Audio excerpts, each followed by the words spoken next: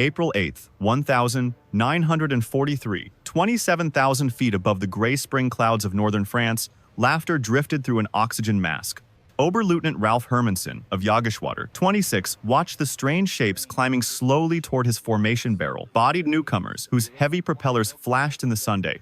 Flying milk bottles, he radioed, amused by the awkward silhouettes of the American P-47 Thunderbolts, making their first combat appearance over occupied Europe. To the veterans of the Luftwaffe, the massive Republic fighters looked absurd, too large, too slow, too clumsy to threaten Germany's sleek Focke-Wulfs and Messerschmitts. What none of them realized, in that crystalline morning air, was that they were witnessing the arrival of a machine that would rewrite the logic of aerial war.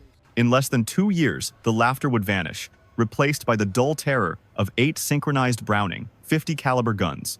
The P-47 Thunderbolt would become the heaviest single-engine fighter of the war, the embodiment of American industrial power and battlefield pragmatism, a weapon built not for elegance but for endurance, firepower, and domination of the high sky. This is the story of how mockery turned to fear, how industry defeated experience, and how a flying milk bottle became the hammer that shattered the Luftwaffe.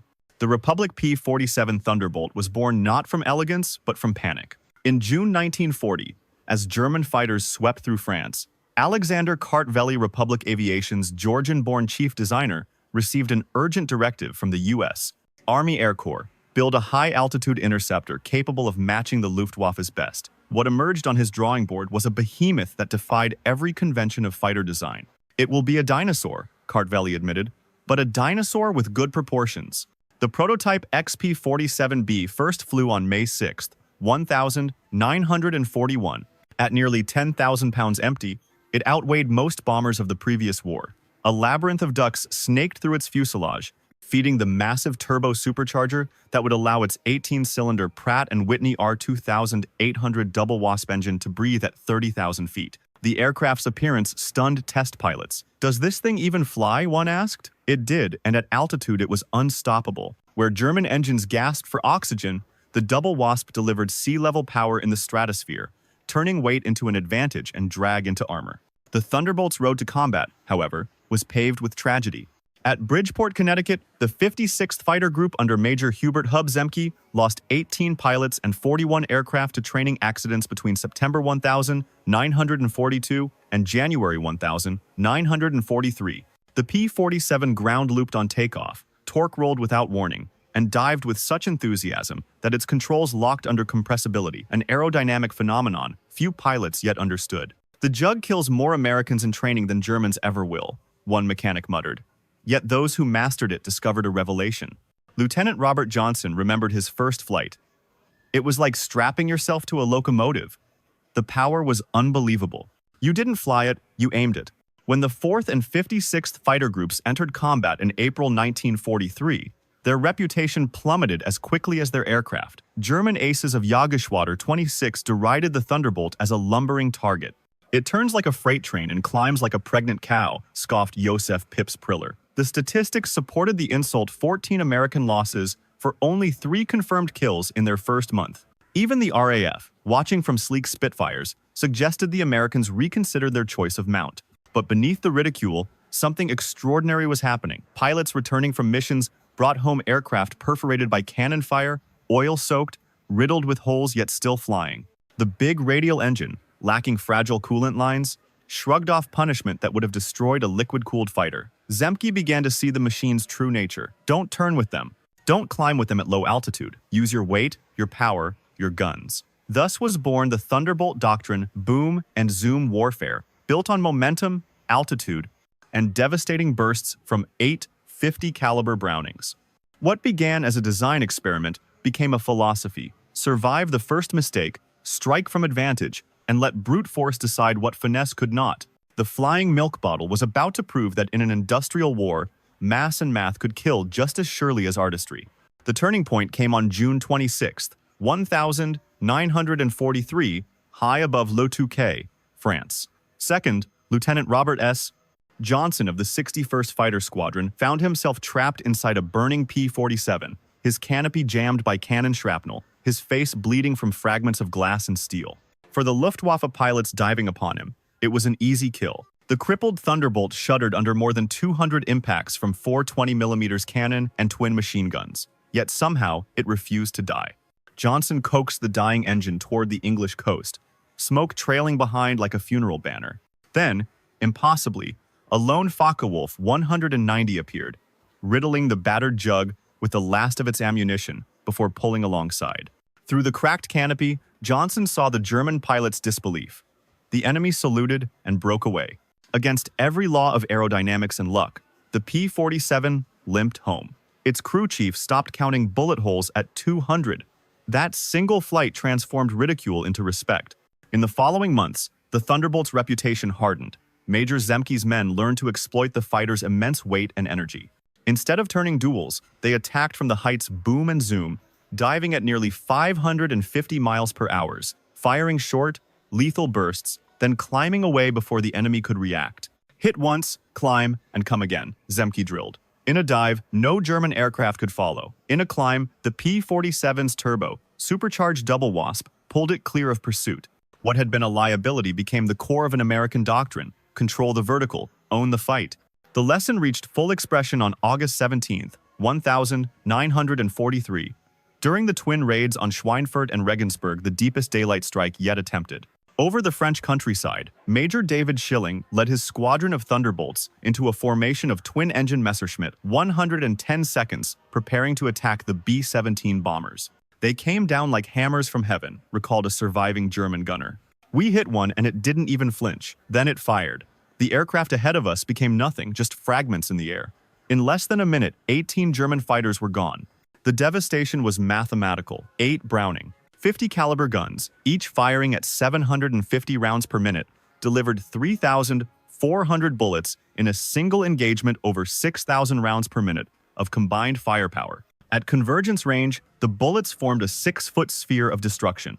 Anything entering that space simply ceased to exist. German pilots, who once mocked the flying milk bottle, now called it der Donnerschlag, the thunderclap. By autumn 1943, Luftwaffe intelligence began to whisper the unthinkable. The P-47 was superior above 25,000 feet. When Colonel Hans Philipp, one of Germany's most decorated aces with 206 victories, attempted to intercept a bomber stream near Bremen on October 8th, his FW-190 gasped for oxygen at altitude. P-47 seconds of the 56th Fighter Group struck from 32,000 feet. Robert Johnson fired a single deflection burst. Phillips' aircraft exploded in midair. The laughter of spring was gone. From that summer onward, the sound of 8 Brownings echoing through the thin stratosphere became the new law of the European sky. By early 1944, the Thunderbolt had evolved into a predator. The arrival of the P-47 D-22 with its immense Hamilton Standard paddle blade propeller transformed the aircraft's behavior. Each of the 13-foot blades bit into the air like an axe into wood, turning horsepower into instant acceleration. Climb rate jumped from a sluggish 2,200 feet per minute to nearly 3,000, matching the vaunted German fighters at most altitudes. Even its voice changed. The new propeller tips approached the speed of sound, producing a deep, rolling thunder audible from miles away. German ground troops learned to recognize it, the ominous Donnerschlag, thunderclap, and froze instinctively when they heard it. For Luftwaffe pilots, the realization was worse. The fat Americans have learned to climb, wrote veteran Heinz Nock after a February 1944 engagement near Hanover. We laughed when we saw them rise to meet us. 30 seconds later, Schmidt was gone, nothing but smoke. The P-47's ungainly form was now a symbol of inevitability. When the Allies launched the invasion of Normandy on June 6, 1944, more than 500 Thunderbolts filled the sky above the beaches. German attempts to penetrate the umbrella met annihilation. The sky belongs to the Americans, reported Oberleutnant Wolfgang Fischer, one of only 3 German pilots to return from his unit's dawn sortie. They were stacked from sea level to 30,000 feet. We couldn't climb over them, couldn't dive under them. Their guns turned our fighters into aluminum rain. The Jug's transformation from interceptor to fighter bomber completed its legend. By mid-1944, the 9th Air Force's P-47 seconds carried not just 50 caliber firepower, but also bombs and high-velocity rockets. Each D-25 variant could haul a pair of 1,000-pound bombs and 10 5-inch HVAR rockets, the punch of a medium bomber delivered with the accuracy of a rifle. Lieutenant Colonel Francis Gabby Gabreski called the experience like holding the hammer of God. German panzer divisions discovered that armor was no protection. A 2-second burst from 8 Brownings could shred a truck column, while a single rocket strike could obliterate a tank platoon. In June alone, Thunderbolts destroyed more than 500 tanks, nearly 4,000 trucks, and 650 locomotives. Entire rail networks vanished beneath smoke and fire. German soldiers coined a grim diagnosis: Jabo, fever fighter, bomber fever, a physical illness brought on by the mere sound of approaching thunderbolts. Veterans who had faced Spitfires and Hurricanes without flinching now dove for cover at the first echo of the R-2800's growl. The P-47's power reached far beyond Europe. In the Pacific, Colonel Neil Kirby's 348th Fighter Group proved that the same brute strength suited jungle heat and endless ocean. Over New Guinea, Japanese ace Saburo Sakai watched his cannon shells ricochet off the Thunderbolt's armored skin. "We called them monsters," he wrote later. "Our weapons seemed useless. Their return fire tore aircraft apart." The later P-47 Newton's variant, with extended wet wings and 2,350-mile range, would escort B-29 seconds to Japan itself. From the hedgerows of Normandy to the volcanic islands of the Pacific, the thunder was everywhere, and it was American. The winter of 1944-45 exposed the final truth of the air war. Technology and courage mattered, but production decided victory. On January 1st, 1945, the Luftwaffe launched its desperate counterstroke Operation Bodenplatte, a massive surprise assault on Allied airfields across Belgium and the Netherlands. Nearly 900 German fighters roared low over frozen fields, strafing rows of parked Thunderbolts. At Y-34 near Metz, 22 P-47 seconds burned, where they, Saturday, when a captured German pilot sneered, "What do you think of that?" Major George Brooking pointed toward the horizon where replacement aircraft were already arriving. "By tomorrow," he said quietly, "we'll have 40 new ones. How long will it take you to replace your pilots?" Within 48 hours, fresh P-47D 40 seconds filled the flight line. The Luftwaffe lost over 200 aircraft and as many irreplaceable men. America replaced its losses in a day. Germany never recovered. Behind that scene lay a machine far greater than any airplane: industrial America. Republic Aviation built 15,683 Thunderbolts, one every hour at the height of production. Each required 65,000 parts, 8 miles of wiring, and the labor of men and women who had never seen an aircraft before Pearl Harbor. The Lake City Arsenal produced 30 million rounds of 50 caliber ammunition per month. The refineries of Texas and the shipyards of New Jersey sent oceans of fuel across the Atlantic. While Germany counted gallons, America counted tankers. Pilot training reflected the same logic of abundance. By 1944, the United States graduated 30,000 pilots annually, more than Germany trained in the entire war. Each American entered combat with 400 flight hours. His German counterpart, barely 100. The result was visible in every dogfight. "It wasn't even fair," remembered Lieutenant Eugene Roberts. "We knew our systems, our tactics, our enemy. They were brave but tired, undertrained, and outnumbered. German commanders understood the inevitability. They lose 10, they build 20, lamented Joseph Pips Priller in 1945. We lose one, and he is gone forever." Even Adolf Galland, once the proud architect of the Luftwaffe's fighter arm, admitted after the war, "We laughed at the Thunderbolt because we thought it was clumsy. We didn't understand that it was American built for production, power, and survival." The lesson was unmistakable. Strategy built on courage alone could not stand against a nation that turned industry itself into a weapon. By the spring of 1945, the Luftwaffe existed mostly on paper. Fuel was gone, veterans were dead, and new pilots went into combat with barely 30 hours of flight time. Those who survived long enough to meet the P-47 understood terror in its purest form.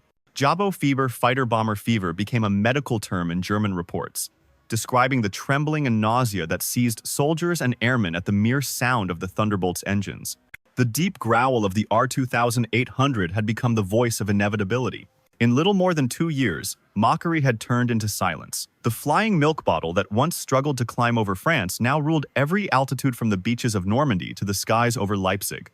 Its statistics told a story almost beyond comprehension. Over 3,700 German aircraft destroyed in the air, more than 3,000 on the ground, tens of thousands of locomotives, trucks, and tanks reduced to wreckage. Behind those numbers stood the same truth that defined the entire American war effort: discipline, production, and an understanding that quantity could become a form of quality.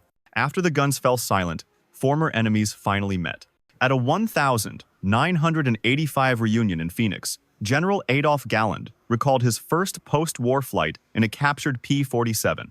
It climbed as if it were falling upward. The cockpit was comfortable, the power endless. I realized then that we never had a chance. Another German veteran described the 8 Brownings as Roosevelt's piano, the rhythmic roar of 50 caliber fire that played the requiem of the Luftwaffe. Today, a restored P-47D sits beneath the lights of the U.S. Air Force Museum in Dayton, Ohio. Its aluminum skin gleams, its 8 gun barrels dark and silent. Beside it, a strip of gun camera film shows a Focke-Wulf 190 disintegrating midair, and a small placard carries an unnamed pilot's final words. We laughed when we first saw them. We stopped laughing when we realized they didn't need to turn or climb. They just pointed those guns at you and you ceased to exist. The laughter of 1943 died long ago. But the thunder remains a reminder that in war, endurance is as decisive as genius, and that power, when disciplined by purpose, can change the very sound of the sky. History remembers the brave because they remind us what humanity truly is. Subscribe to WWII Tales of Courage and share your reflections below about the kind of courage the world needs today.